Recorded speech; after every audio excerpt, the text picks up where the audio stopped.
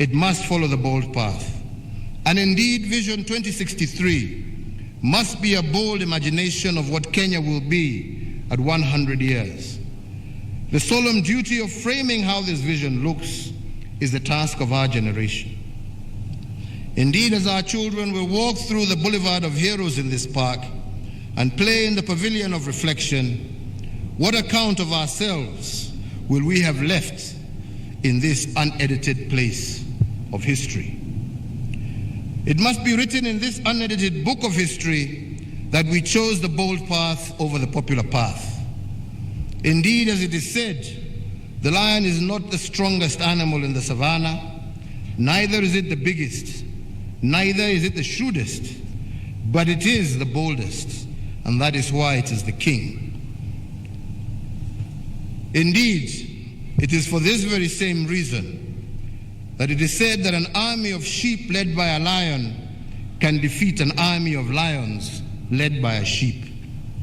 The future of Kenya, inspired by the past and present, must be about a brave imagination. That is why today I congratulate the young men and women of the 19th Battalion of the Kenya Rifles, to whom I have presented the presidential and regimental colors today. We must celebrate our defense forces because when they go to war in the defense of our borders, they know too well that they will either return hoisting our national flag or return wrapped in our national flag. This takes boldness and dedication.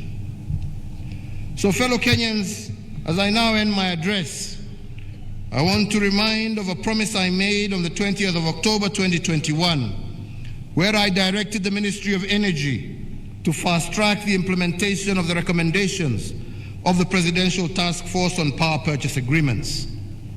I am pleased to note that the pathway to reduce the cost of electricity by over 30% is on course. In honor of this pledge to the nation and response to the concerns of the high cost of electricity raised both by individual customers and enterprises, I am pleased to announce to the nation that the reduction of the cost of electricity will be implemented in 2 tranches of 15% each, with the first 15% achieved through initial actions focusing on system and commercial losses, and this will be reflected in people's bills in December of this year. A further 15% reduction will happen in the first quarter of 2022.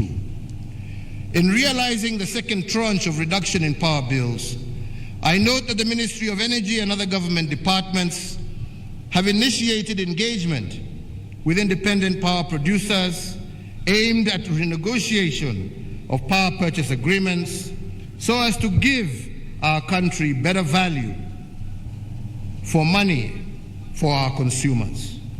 I urge the power producers to demonstrate goodwill as we seek to make our energy sector a greater catalyst of our national development.